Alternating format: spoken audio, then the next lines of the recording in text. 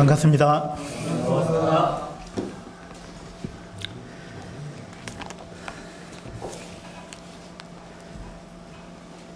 늘 기도하면서 사는 그리스도인이 한 분이 있었는데요. 어느 날 비가 많이 와가지고 기상청에서 홍수 경보를 내렸습니다. 그리고 안전지대로 대피하라, 그런 방송이 나왔는데 많은 사람들이 대피하고 그렇게 했는데 이 사람은 대피를 안 했습니다. 왜 안 했을까요? 맞습니다. 이 사람 대피를 안 하고 기도를 했습니다. 그래서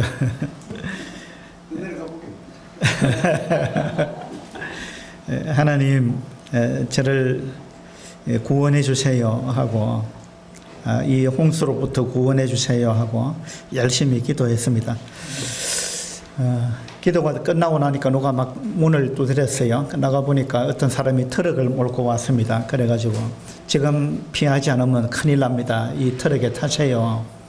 빨리 타세요. 이렇게 했는데 이분이 뭐라 했느냐 하면, 걱정하지 마십시오. 하나님께서 저를 구원해 주실 겁니다.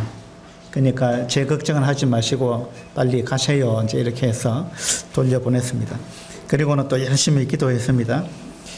하나님, 노아 홍수 때 하나님께서 노아 가족을 구원하셨듯이 저와 저희 가족을 구원해 주세요 하고 또 열심히 기도했습니다. 그리고 나니까 또 누가 문을 두드렸어요. 나가보니까 이제 완전히 막 물바다가 됐습니다. 물바다가 됐는데 어떤 사람이 보트를 타고 온 거예요. 그 보트를 타고 와가지고 지금 빨리 피해야 됩니다. 이 보트에 타세요. 그랬는데 이 사람이 탔을까요? 안 탔을까요? 안 탔습니다. 이 노아 방주 같은 큰 배를 보내줘야지. 이 자그마한 보트 보내줘가지고 여기 뭐 우리 가족하고 뭐 재산하고 실겠나. 그래서 걱정하지 말고 가세요 하고 돌려보내고는 또 열심히 기도했습니다. 하나님, 저를 구원해 주세요. 그리고 노아 방주 같은 그런 큰 배를 보내주세요 하고 기도했습니다. 그리고 나니까 이제 지붕 위에서 막 요란한 소리가 났습니다. 아, 드디어 하나님이 이제 오셨구나. 그래서 나가보니까 지붕 위에 헬기가 왔어요. 그 헬기에서 밧줄을 내려가지고 빨리 밧줄에 매달려라. 당신 죽는다. 빨리 여기 매달려라. 그러니까, 아이고, 뭐, 하나님이 이런 식으로 나를 구원하시겠나. 우리 집에 있는 재산도 끊지고, 우리 가족이 다 편안하게 하나님께서 그렇게 아마 구원하실 거다 하고 헬기를 돌려보냈습니다. 어떻게 됐을까요? 온 가족이 다 죽었습니다. 죽어서 이제 하늘나라 가서 하나님 만났습니다. 그래서 이 사람이 하나님께 이제 물었습니다. 하나님, 제가 그렇게 열심히 기도했는데 어떻게 하나님 그럴 수 있습니까? 하나님, 저를 왜 그 홍수 가운데서 구원해 주지 않으셨습니까? 이렇게 물었는데 하나님이 뭐라 하셨을까요? 예? 하나님이, 야, 이 고집쟁이야. 내가 너를 구원하려고 3번이나 시도를 했지 않느냐. 트럭도 보내고 보트도 보내고 헬기까지 보냈는데 네가 다 거절했지 않느냐. 네 고집 때문에 네가 죽은 거다. 그렇게 이야기를 했답니다. 물론 뭐 누가 만들어낸 이야기인데,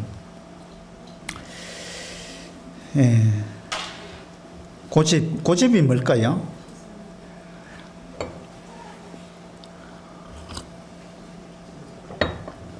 고집의 반대말은 뭘까요? 어떤 단어가 무슨 뜻인지 좀 정리가 잘 안 되면 반대말을 생각해 보면 돼요. 고집의 반대말은 뭘까요? 예? 배려? 배려.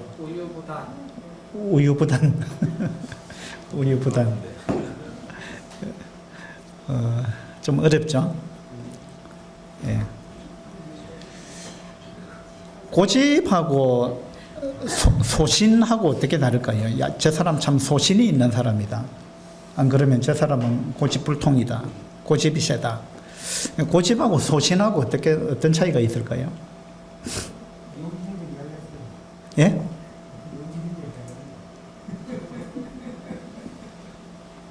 이용진 행진님이 잘한다는데. 고집은 무조건 자기 생각만 옳다는 네, 무조건 자기 생각이 옳다고 주장하는 것. 소신은요? 소신은 무조건 내 생각. 나의 생각을 다 했는데 이거 딱 정의 내리는 거였는데 이건 생각 많이 했었어요. 그래요. 고집은 방금 이야기한 것처럼 자기 생각, 그러니까 남의 생각을 듣지 않는 겁니다. 자기 생각이 옳다고 끝까지 밀어붙이는 것, 그게 이제 고집입니다. 소신은 좀 다른 것 같아요. 소신은 소신은 다른 사람의 말을 듣고 귀와 눈을 열고 다른 의견도 듣고 들어봤지만 그래도 나는 내 생각이 옳다. 그래서 열린 마음을 가지고 있으면서 자기 생각을 끝까지 이제 밀고 나가는, 소신 있게 행동한다는 말이 이제 그런 건데, 아마 차이점이 그런 것 같아요. 고집은 다른 사람 말을 안 듣는 거. 예. 그러니까 닫힌 마음이죠. 열린 마음을 갖지 않는 겁니다. 마음을 닫아버린 거죠. 다른 사람 뭐라 해도 들어오지도 않고 안 듣는 겁니다. 귀를 막아버린 거죠. 그래서 다른 사람 말을 듣지 않고 자기 생각만, 자기 의견, 자기 생각만 강하게 밀어붙이는 것. 그게 고집이고, 소신은 열린 마음을 갖고 있는 것이 소신이지 않겠나. 그래서 이제 소신이 있는 사람은요, 자기가 주장하던 해왔던 것이지만 다른 사람의 이야기를 들어보고는 자기 생각을 바꿀 수도 있는 용기 있는 사람, 그 사람은 소신이 있다. 저 사람은 참 소신 있게 행동한다. 뭐 이렇게 이야기할 수 있죠. 그래서 고집의 반대말은 저는 온유라고 생각해요. 온유하다. 뭐냐면 열린 마음을 갖고 있다는 거죠.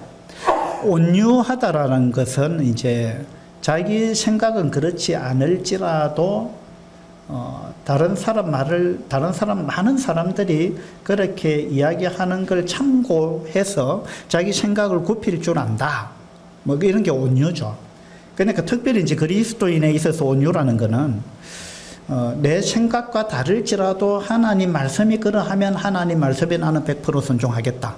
순종한다. 그게 온유예요. 순종. 그러니까 고집 반대말이 순종일 수도 있을 것 같아요. 순종 아니면 온유.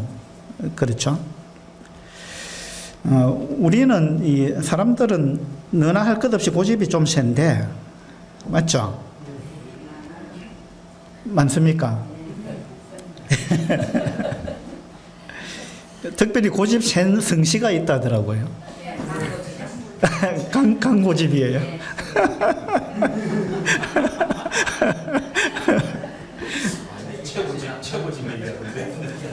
최고집도 있잖아요. 또 강고집이 있고 최고집이 있고 또 무슨 고집이 있습니까?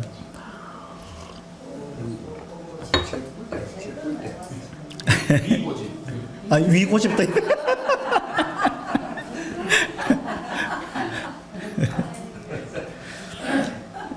김씨 3명이 죽은 최씨 1명을 못 이긴다.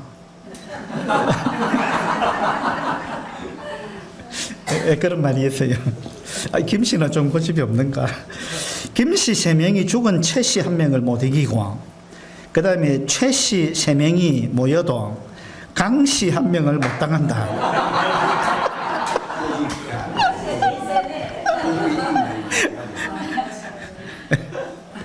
그 다음에 강씨 3명이 모여도 안씨 앉은 자리를 넘보지 못한다.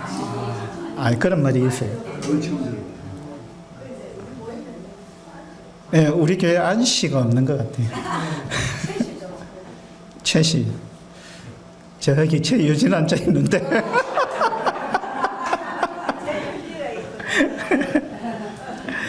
근데 뭐 강씨 고집, 최씨 고집, 뭐 안씨 고집, 안씨 고집이 제일 세다는데, 근데 또 있어요. 황씨 고집도 있어요. 황소 고집이라 그러잖아요. 황소 고집. 그렇죠. 근데 뭐 강인정 자매님도 강씨고 강씨 몇 분 계시는데, 근데 그거 뭐 보니까 그 말이 왜 그렇게 유래가 됐는가 보니까 뭐 고려 시대, 조선 시대 뭐 고집센 강씨, 최씨 뭐 이런 사람들이 있었대요. 그런 사람들이 이제 일화가 쭉 있더라고요. 그래서 이제 뭐 그 사람들이 고집셌다 해도 그 사람 후손도 뭐 다 고집세다 이렇게 이야기할 수는 없죠. 그래서 뭐 강씨라고 다 고집센 건 아니니까.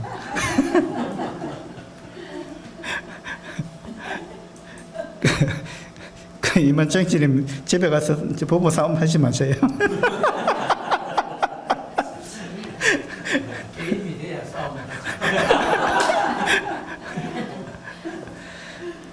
자기 남편, 우리 남편은 고집이 세지 않다 이렇게 생각하시는 분 한번 손 들어보세요.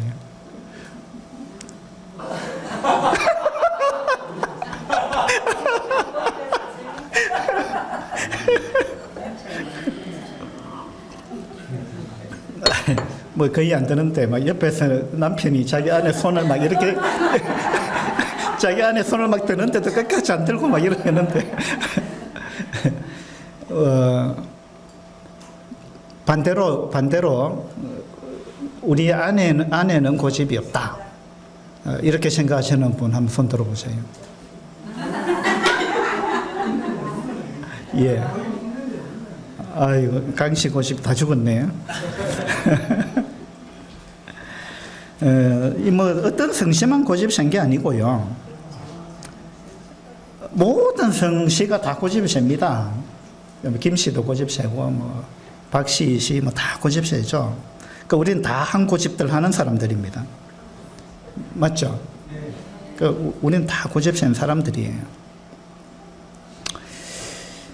예. 하나님은 고집이 셀까요? 안 셀까요?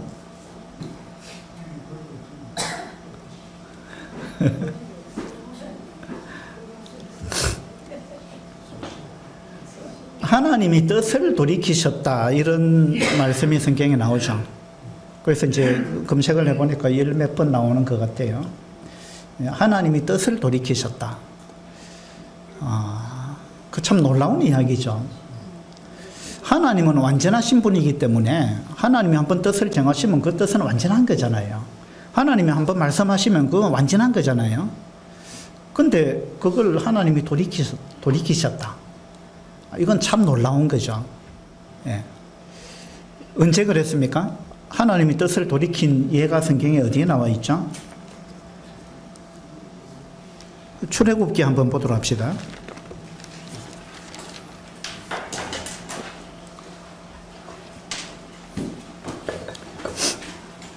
출애굽기 32장입니다. 32장. 출애굽기 32장은 이제 모세가 시내산에서 십계명 두 돌판을 받아서 내려왔는데 40일이 걸렸죠. 그러니까 이제 40일 동안 백성들이 기다리다가 1절에 보면 백성이 모세가 산에서 내려옴이 더딤을 보고 모여 백성이 아론에게 이르러 말하되 일어나라 우리를 인도할 신을 만들라. 이 모세 곧 우리를 애굽 땅에서 인도하여 낸 사람은 어찌 되었는지 알지 못함이니라. 그래가지고 그들이 기다리다가 지쳐가지고 2절에 보니까 아론이 그들에게 이르되 너희의 아내와 자녀의 귀에서 금고리를 빼어 내게로 가져오라. 이래가지고 그 금을 가지고 송아지 형상을 만들었습니다. 그래가지고 그 송아지를 보고 신이다 그렇게 이야기하고 그 앞에 제단을 쌓고 막 이렇게 했습니다. 6절에 보니까 이튿날에 그들이 일찍이 일어나 번제를 드리며 화목제를 드리고 백성이 앉아서 먹고 마시며 일어나서 뛰놀더라. 이거 막 난장판이 된 겁니다. 막 송아지 앞에서 춤을 추고 막 절을 하고 막 신이다 하고 막 이렇게 했습니다. 그런데 이제 그때 모세가 내려왔죠. 그러니까 금송아지를 만들고 막 그 번제를 드리고 막 이래 했는데 이튿날 모세가 내려온 겁니다. 그러니까 백성들이 얼마를 지금 기다린 겁니까? 39일. 39일을 기다렸어요.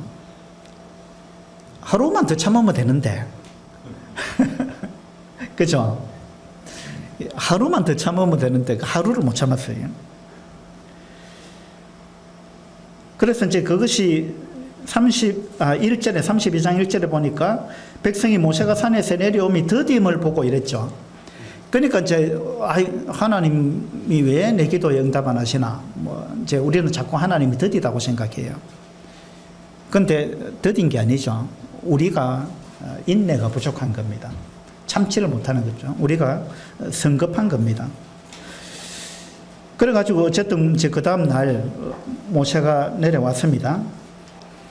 그리고 10절에 보니까 하나님이 이렇게 말씀하셨어요. 그런즉 내가 하는 대로 두라. 내가 그들에게 진노하여 그들을 진멸하고 너를 큰 나라가 되게 하리라 하고 하나님께서 모세에게 말씀하셨습니다. 내가 이들을 다 진멸해 버리겠다. 그리고 너로 내가 큰 그 나라를 이루게 하겠다. 너를 통해서 새로운 민족을 탄생시키겠다. 하나님 그렇게 말씀하셨습니다. 그러니까 모세가 하나님께 기도했죠. 하나님 그렇게 하시면 안 됩니다. 하나님께서 우리 백성을 애굽에서 인도하여 내셨는데 이 광야에서 다 진멸해버리면 어떡합니까? 그러면 다른 백성들이 뭐라고 이야기하겠습니까? 이러면서 이제 모세가 하나님 그렇게 안 하시면 좋겠습니다 하고 기도를 쭉 했죠. 그러니까 14절에 보세요. 여호와께서 뜻을 돌이키사 말씀하신 화를 그 백성에게 내리지 아니하시니라. 그 모세의 기도를 듣고 하나님께서 뜻을 돌이키셨습니다. 저는 이 말씀을 읽으면서 참 놀랍다. 이제 그런 생각이 들었어요. 하나님은 완전하신 분인데, 하나님은 허튼 말 하시는 분이 아닌데, 하나님은 잘못된 결정을 하시는 분이 아닌데, 근데 하나님이 뜻을 돌이키시는구나. 예. 이걸 보면서 하나님은 고집이 센 분이 아니다. 근데 우리 사람은 고집이 참 세다. 고집불통이라는 말이 있잖아요. 고집불통이라는 말은 고집이 너무 세가지고 통하지가 않는다. 다시 말해서 대화가 안 된다 이 말 아닙니까? 불통. 불통이라는 말은 귀와 눈을 닫았다 이 말이거든요. 그러니까 완전히 마음을 닫아버렸고 자기 생각 외에 다른 사람 생각을 아예 고려하지도 않고 받아들이지도 않고 듣지도 않는다. 그게 이제 불통입니다. 근데 하나님은 그러시는 분이 아니구나. 하나님은 항상 열린 마음을 갖고 계시는구나. 그리고 하나님은 뜻을 돌이키기도 하시는구나. 하나님은 참 온유하신 분이다. 하나님은 고집불통의 그런 분이 아니다. 이런 부분을 새삼 깨닫게 됐습니다. 그런데 우리 사람은요, 고집이 굉장히 셉니다. 마태복음 26장을 한번 보도록 합시다.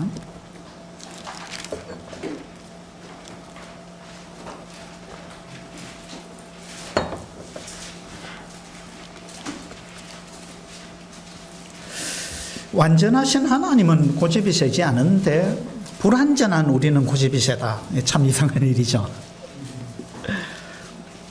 마태복음 26장 우리 지난주 수요일 날 함께 공부했는데요. 마태복음 26장에 보면 26장 30절입니다. 31절.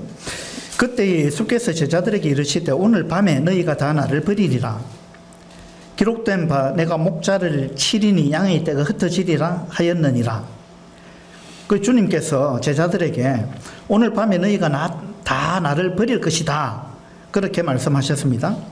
33절에 보면 베드로가 대답하여 이르되 모두 주를 버릴지라도 나는 결코 버리지 않겠나이다. 그러니까 베드로가 주님의 말씀에 굴복하지 않는 겁니다.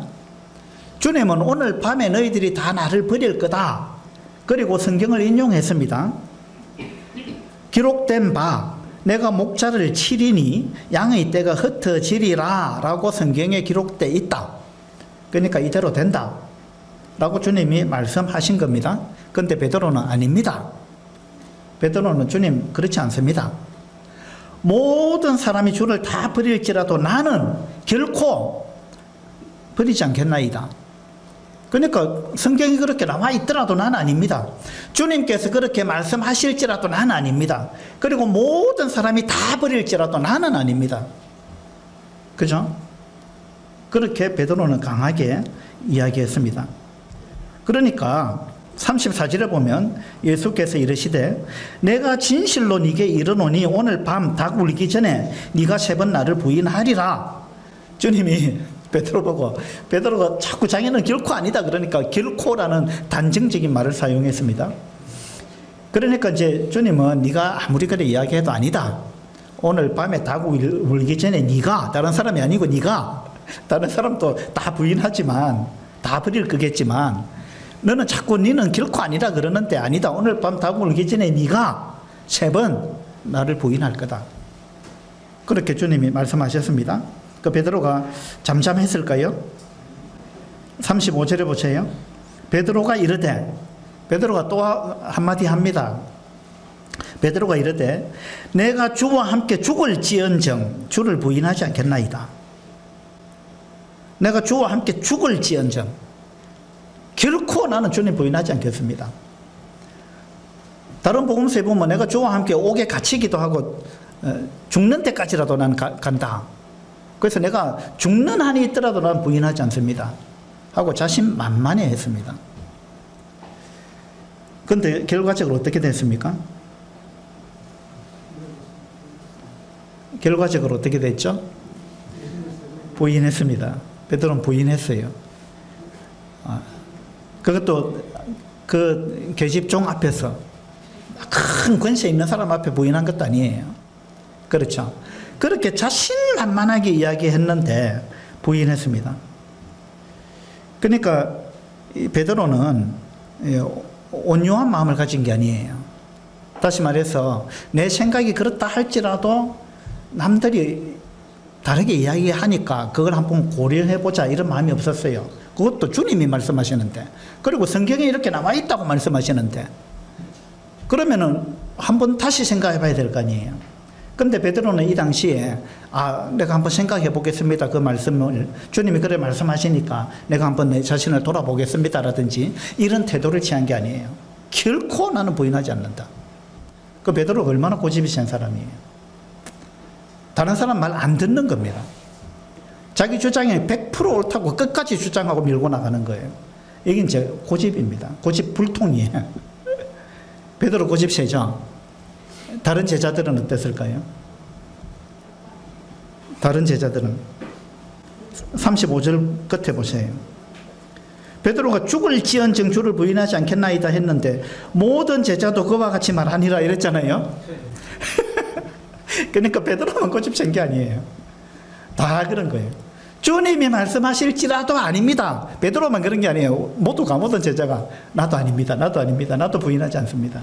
성경에 그렇게 나와 있을지라도 아닙니다. 그죠? 이게 이제 우리의 고집입니다. 근데 베드로가 나중에 75절에 가서 한번 보죠. 75절에 보면 이에 베드로가 예수의 말씀에 닭 울기 전에 네가 3번 나를 부인하리라 하심이 생각나서, 이때가 언제입니까? 부인하고 나서죠. 74절에 보니까 그가 저주하며 맹세하여 이르되 나는 그 사람을 알지 못하노라. 결코 부인하지 않겠다 해놓고 베드로는 결국은 저주하고 맹세까지 하면서 부인했습니다. 그러니까 나는 그 사람을 알지 못하노라 하니 곧 닭이 울더라. 그러니까 베드로가 뜨끔한 겁니다. 딱 부인하자마자 닭이 울었잖아요. 그러니까 베드로가 주님께서 하신 말씀이 생각난 겁니다. 네가 닭 울기 전에 3번 나를 부인하리라 하심이 생각나서 밖에 나가서 심히 통곡하니라. 베드로가 완전히 통곡했습니다. 아, 주님 말씀이 맞네. 그리고 성경에 예언된 그 말씀이 맞네. 내가 틀렸네. 내가 틀렸네. 이걸 뒤늦게 깨달았습니다. 통곡했습니다. 우리도 이런 게 필요해요. 우리도 내 고집이 꺾이는 거, 내가 틀렸구나. 이걸 인정할 수 있는 마음. 그래서 하나님 앞에서 정말 통곡하는 이런 것이 있어야 우리가 정말 변화되고 성장한다는 겁니다. 근데 베드로가 이때 고집이 꺾였겠죠. 그죠? 그 뒤로는 고집 안 피웠을까요? 어떻게 생각합니까?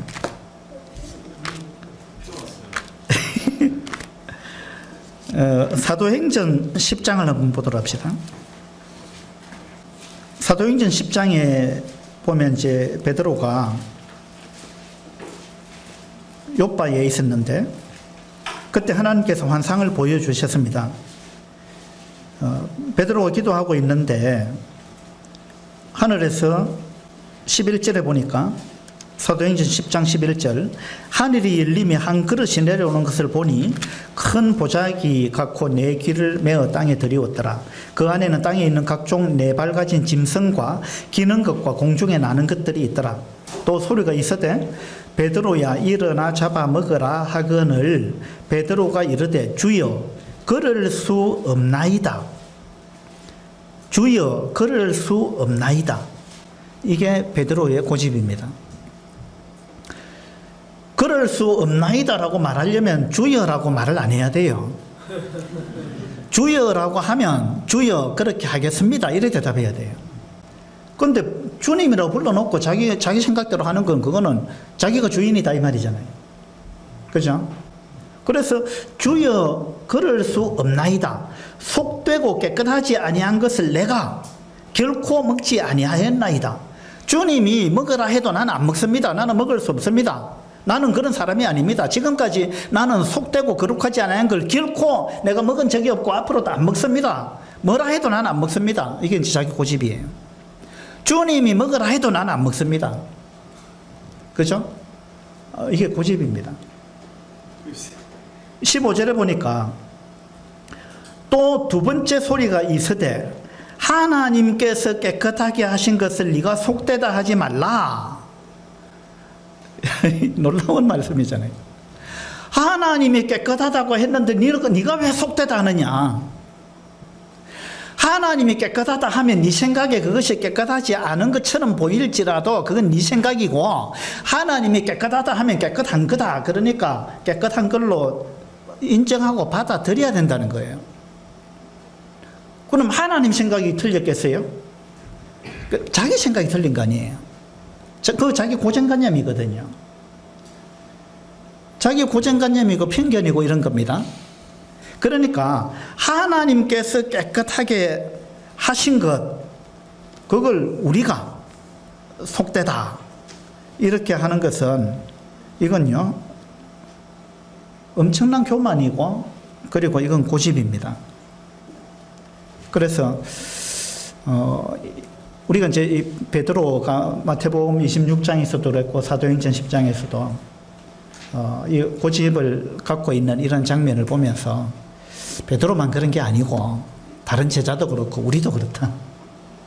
하나님은 고집을 부리지 않는 분인데 고집 불통이 아닌데 우리는 이 고집 불통에 빠질 그런 우려가 굉장히 많은 사람들이다. 이제 그런 생각이 들었습니다. 왜 이야기를 하느냐 하면 우리가 이제 장로의 자격에 대해서 쭉 공부를 하고 있잖아요. 디모데전서 3장의 장로의 자격에 대해서 쭉 살펴봤습니다. 15가지를 살펴봤습니다. 그런데 이제 디도서에도 장로의 자격이 나오거든요. 디도서 1장에 장로의 자격이 쭉 나오는데 디모데전서 3장에 나오지 않는 것들이 몇 가지가 나옵니다. 그거 한번 보도록 합시다. 디도서 1장 7절에 보면 감독은 하나님의 청지기로서 책망할 것이 없고 이거는 디모데전서 3장에도 나왔던 내용입니다. 책망할 것이 없고 그 다음에 나오는 자격이 뭐냐 하면 제 고집대로 하지 아니하며 이것이 디도서에 나오는 장로의 자격 중에 하나입니다. 제 고집대로 하지 않는다. 자기 고집대로 하는 사람이 장로가 되면 안 된다라는 이야기입니다. 자기 고집대로 한다 이 말은 남의 말을 안 듣는다 이 말입니다. 길을 닫아버리는 사람. 그래서 자기 고집을 끝까지 밀어붙이는 사람.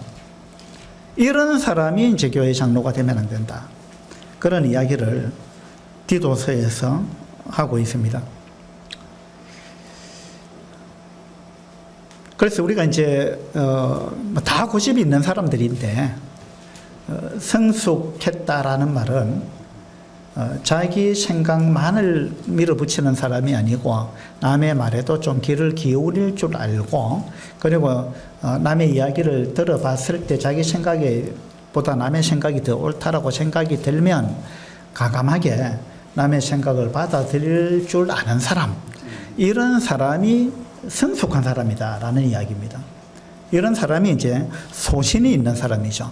자기 생각을 막 끝까지 그냥 밀어붙이는 걸 소신이 있다고 이야기 안 한다는 겁니다.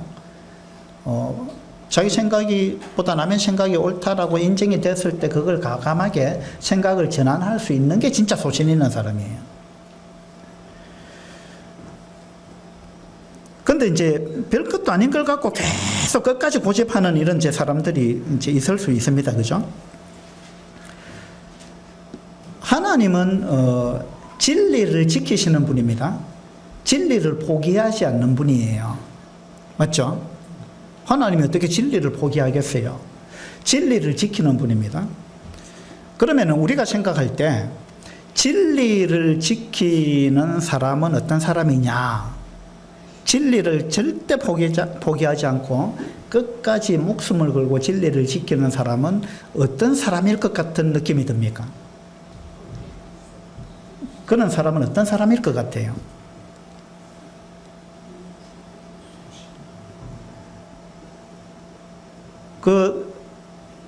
그런 사람은 어떤 측면에서 보면 융통성이 없는 사람일 수도 있고요. 어떤 측면에서 보면 관용이 없는 사람이라고도 할 수 있고 또 어떤 측면에서 보면 사랑이 없는 사람이다. 이렇게도 볼 수 있어요. 그렇죠? 그런데 하나님은 진리를 지키는 분입니다. 그런데 하나님은 관용이 있습니까? 없습니까? 있죠. 하나님은 사랑이 있습니까? 없습니까? 있죠. 그죠? 이게 이제 하나님의 놀라운 성품입니다. 하나님은 진리를 훼손하지 않으면서도 진리를 지키면서도 하나님은 무한정 사랑을 갖고 계신 분이에요. 이 양쪽을 다 갖고 계시다는 거예요. 하나님은 진리를 지키면서도 하나님은 굉장히 관용이 있는 분이에요. 맞죠?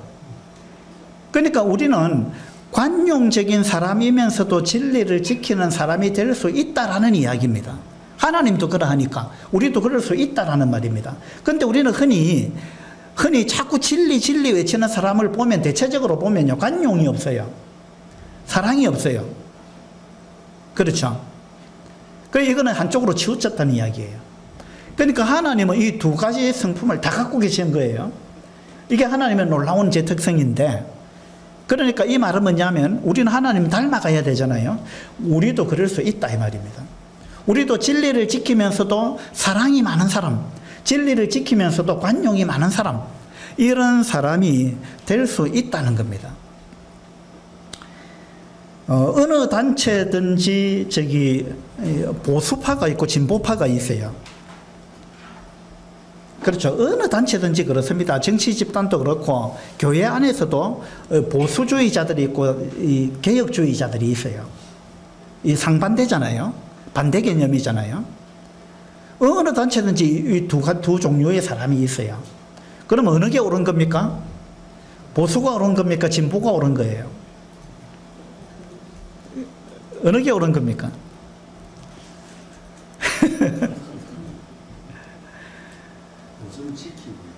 보수는 지켜야 된다. 그게 보수죠. 지켜야 된다. 우리가 지금까지 지켜왔던 그 가치, 이걸 우리는 끝까지 지켜야 된다. 그러니까 보수는 뭐냐 하면 변해서는 안 되는 거, 그거 우리 반드시 지켜야 된다.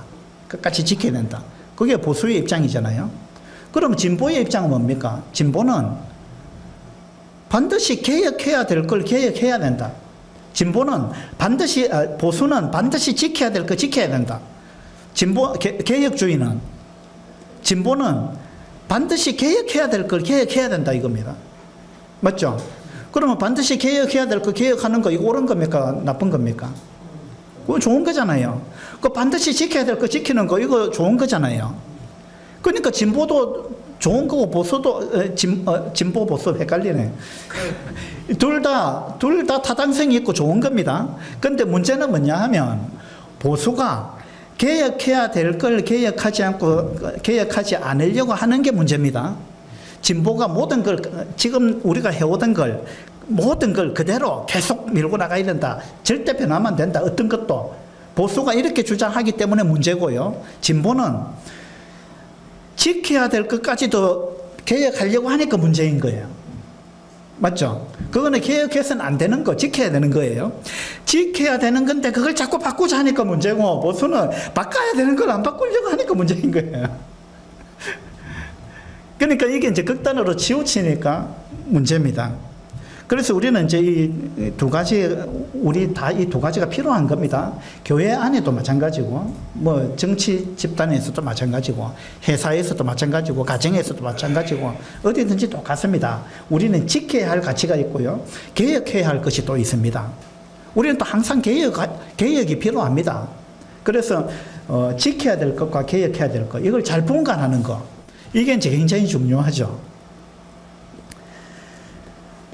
시편 85편에 보면요. 시편 85편 10절에 놀라운 말씀이 있습니다. 한번 찾아볼까요? 시편 85편 10절에 보면 인애와 진리가 같이 만나고, 야, 이거 두 가지는 만나기 어려운 거예요. 시편 85편 10절에 인애와 진리가 같이 만났다. 자, 진리 하다 보면 인애는 없는 겁니다. 인애는 사랑이잖아요. 그러면 사랑 하다 보면은 진리가 훼손될 수 있어요. 그래서 이건 어쩌면은 양극단입니다. 근데 인애와 진리가 같이 만났다. 예. 이게 하나님 안에서 이게 가능한 거예요. 인애와 진리가 같이 만나고, 그 다음에 의와 화평이 서로 입맞추었으며, 의와 화평 마찬가지입니다. 의는 진리와 같은 개념이죠. 그래서 진리와 화평이 서로 입을 맞추었다. 이 어떻게 보면 양극단인데 입을 맞추었다. 하나가 됐다 이 말입니다. 그죠? 이게 십자가에서 일어난 일이잖아요. 십자가에서 하나님께서 죄를 미워하시는 그 죄에 대한 증오, 미움이 십자가에서 여실히 드러났잖아요. 그러면서 하나님이 십자가에서 또 드러낸 게 뭐냐 하면, 하나님은 사랑이시다. 하나님은 은혜가 많으신 분이고 사랑이 많으신 분이고 하나님은 긍휼이 많으신 분이다. 하나님이 인자하신 분이다. 라는 게 십자가에서 또 나타났잖아요. 십자가에서 하나님의 사랑이 나타났잖아요. 그렇죠? 하나님의 공의와 사랑, 이 공의와 사랑은 반대 개념인데 십자가에는 그 두 가지가 함께 있는 겁니다. 하나님의 공의, 죄에 대한 심판, 그 죄에 대한 분노, 진노, 이게 십자가에 여실히 나타났잖아요. 그와 동시에 하나님께서 죄인을 어떻게 사랑하시는가, 죄인에게 어떻게 은혜를 베푸시고 긍휼을 베푸시는가 라는 것이 십자가에 나타난 것입니다. 그러니까 인애와 진리가 만난 것입니다. 의와 화평이 입을 맞춘 거예요. 하나님의 특성이 이러하고 하나님은 우리한테 이와 같은 걸 요구하시는 거예요. 이와 같은 걸 하나님은 기대하십니다. 우리는 진리의 사람이 되어야 됩니다. 우리는 진리를 지켜야 돼요. 진리를 지켜야 되지만 사랑도 있어야 된다는 거예요. 우리의 가슴 속에 나와 다른 생각을 가진 사람을 향한 사랑을 잃어버리게 되면 이 바리새인이 되는 거예요. 그래서 우리는 사랑과 자비와 인자와 긍휼과 이 하나님의 성품, 이것이 우리 속에 충만히 있어야 됩니다. 다른 한편으로 우리는 진리를 지켜야 됩니다. 그죠? 이 두 가지가 우리한테 반드시 필요합니다. 그래서 교회의 장로도 자기 고집대로 하는 사람이 되면 안 된다. 자기 고집대로. 예. 자기 고집대로 하게 되면 이제 교회 굉장히 어려워지겠죠. 이것은요, 뭐 부부 사이에서도 마찬가지고 어디에서든 똑같습니다. 그래서 성숙한 사람은 자기 고집대로 하지 않는 사람이다. 생각을 바꿀 줄도 아는 사람이다. 길을 열어놓고 다른 사람의 말을 들을 줄도 아는 사람이고, 들어봤을 때 자기 생각이 옳지 못하다고 생각이 되면 과감하게 양보하고 바꿀 줄도 아는 사람, 그런 사람이 소신 있는 사람이다 라는 이야기입니다. 어제도 뭐 어떤 형제님들하고 좀 이렇게 교제할 시간이 있었는데 막 그런 이야기 하더라고요. 막 고집이 세가지고 막 다른 사람 말 일절 안 듣는다고 막 길을 닫아놓고 뭐 내 생각이 틀렸을 수도 있다라는 생각 자체를 안 한다. 조금 더 구체적으로 말하면은 그 곤란하기 때문에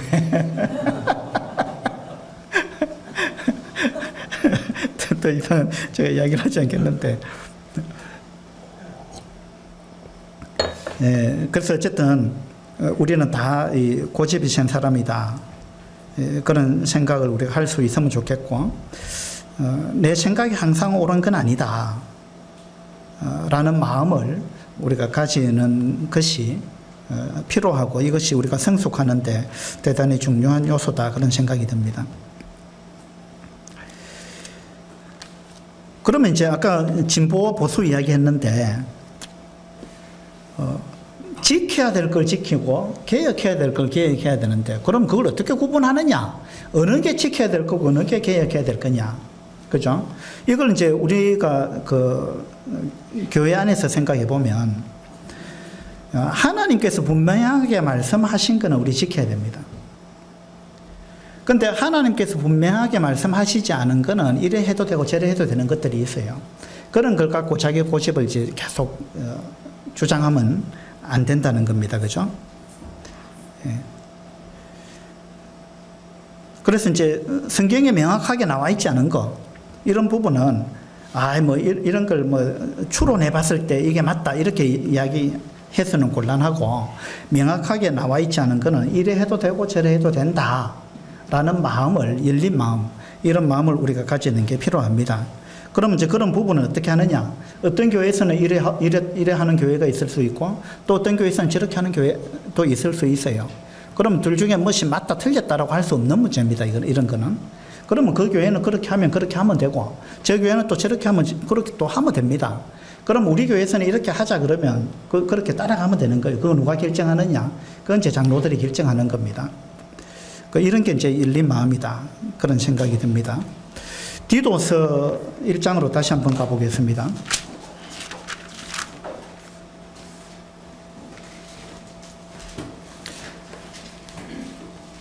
장로의 자격 중에 이제 디모데전서에 나오지 않은 거 한 개, 제 고집대로 하지 아니한다, 그 부분을 좀 살펴봤습니다. 그 다음에 급히 분내지 아니하며, 이것도 이제 디모데전서 3장에는 안 나오는 내용인데, 급히 분내지 아니하며, 자, 성숙한 사람은요 급히 분내지 않는 사람입니다. 급히 분을 낸다라는 말은 이건 이제 분노 조절이 안 된다 이 말입니다. 분노 조절이 안 되는 사람하고 함께 있으면 진짜 힘듭니다. 그렇죠? 예를 들어서 남편이 분노 조절이 안 된다 그러면 그 집의 아내와 자녀들은 정말 힘들 거예요. 언제 폭발할지 모르니까. 그죠?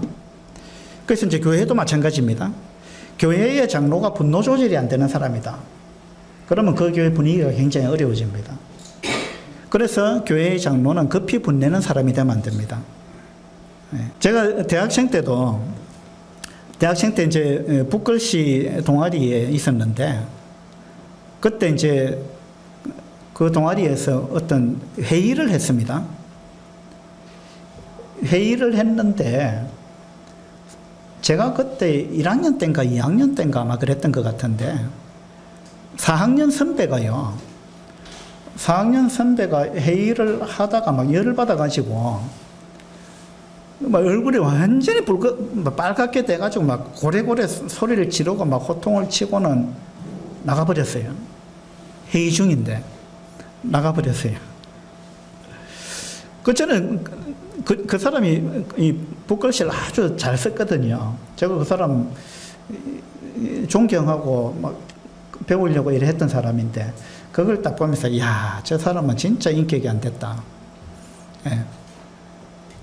회의를 하면 이런 이야기도 나오고 저런 이야기도 나오는 거 아니에요. 어떻게 생각이 똑같겠습니까?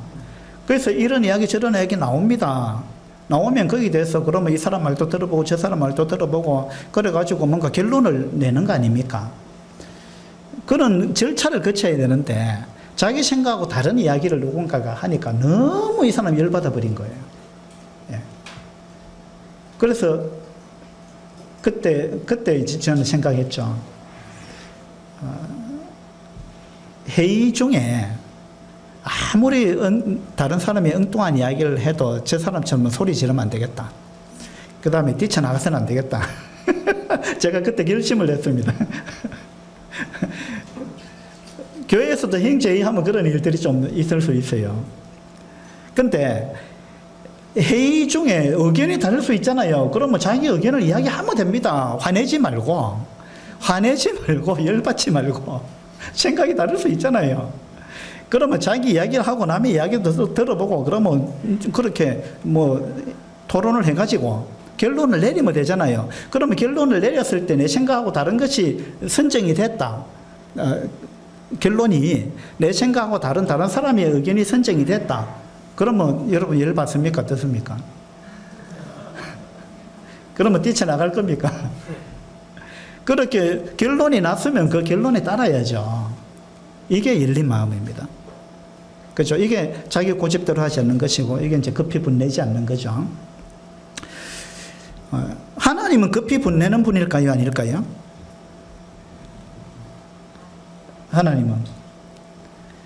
하나님은 급히 분내는 분 아니죠. 그렇죠. 그래서 여호와는 은혜로우시며 긍휼이 많으시며 노하기를 더디하시며 인자하심이 크심이로다. 이런 말씀이 성경에 많이 나오잖아요. 하나님은 노하기를 더디하시는 분이에요. 하나님이 성질 급한 분이고 막 급히 분내는 분이라면 우리 오늘 같이 살아 있겠습니까? 예. 그리고 예배 시간에 우리가 나올 수 있겠습니까? 겁이 나서 못 나오죠. 근데 우리가 예배 시간에 그런 마음으로 나오는 게 아니잖아요. 푸근한 마음으로, 그죠? 푸근한 마음으로 우리 예배 시간에 나오잖아요. 이거 뭐냐 하면 하나님이 급히 분내는 분이 아니라는 겁니다. 야고보서에 보면 사람의 성내는 것이 하나님의 의를 이루지 못함이니라 이런 말씀이 있습니다. 우리 성내는 거, 급히 분내는 거, 이건 하나님의 일에 아무런 도움이 되지 않습니다.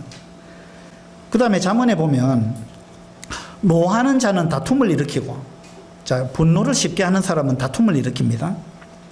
그 다음에 성내는 자는 범죄함이 많으니라 이렇게 나와 있습니다. 그래서 오늘 이제 디도서에서 자기 고집대로 하는 사람, 이런 사람은 성숙한 사람이 아니다. 그 다음에 급히 분내는 사람도 마찬가지다. 그래서 교회 장로는 제 고집대로 하지 아니하는 사람, 급히 분내지 아니하는 사람, 이러한 사람이 장로가 되어야 된다. 성경에 그렇게 이야기를 하고 있습니다. 이건 꼭 뭐 장로에게만 해당되는 말씀이 아닙니다. 늘 말씀드리지만 하나님께서 우리 모두에게 원하는 자질입니다. 이것은 우리가 주님 안에서 성숙해 가야 되는 모습입니다. 주님의 인품이고 우리 모두가 장로의 꿈을 꾸지 않는 분이라 할지라도 우리 구원받은 모든 그리스도인들은 이와 같은 인품을 하나님께서 참 원하시는구나라는 걸 깨닫고 나한테는 이런 부분 중에서 어떤 부분이 부족한가 이런 걸 한번 돌아보면서 이런 부분을 우리 모두가 좀 다듬어 갈 수 있으면 좋겠다. 그런 생각이 듭니다. 기도하겠습니다. 아버지 하나님, 디모데전서 3장과 디도서 1장에서 장로의 자격에 관해서 우리가 쭉 살펴보고 있습니다. 우리는 여러 가지로 참 부족한 부분이 많은 사람들입니다. 그 중에서 참 우리는 고집이 센 사람들입니다. 이것은 너나 할 것 없이 다 그렇습니다. 어떤 성씨만 고집이 센 것이 아니고 우리 모두가 그렇습니다. 남편만 고집이 센 것이 아니고 아내도 고집이 세고 이 고집은 남녀노소를 불문하고 어린아이들까지도 고집을 부리는 이러한 장면을 우리는 흔치 않게 자주 보게 됩니다. 하나님은 그렇지 않은데 완전하신 하나님은 고집이 세지 않은데 우리 불완전한 우리들이 고집을 피우는 것은 참으로 아름답지 못한 이러한 모습임을 우리가 고백드리지 않을 수 없습니다. 아버지 하나님 도와주셔서 우리가 신앙이 자라갈수록 구원받고 세월이 흘러갈수록 자기 고집대로 하지 않는 그러한 온유한 사람으로 우리 모두가 변화되어 갈 수 있도록 도와주시기를 바랍니다. 또 우리는 급히 분내는 이러한 부분들이 우리들에게 있습니다. 이러한 부분도 다듬어질 수 있도록 도와주셔서 우리가 주님의 성품을 더욱더 닮아갈 수 있도록 해주시기를 바랍니다. 우리가 온유한 사람이 될 수 있도록 주님 도와주시기를 바랍니다. 감사드리며 우리 주 예수 그리스도 이름으로 기도드립니다. 아멘.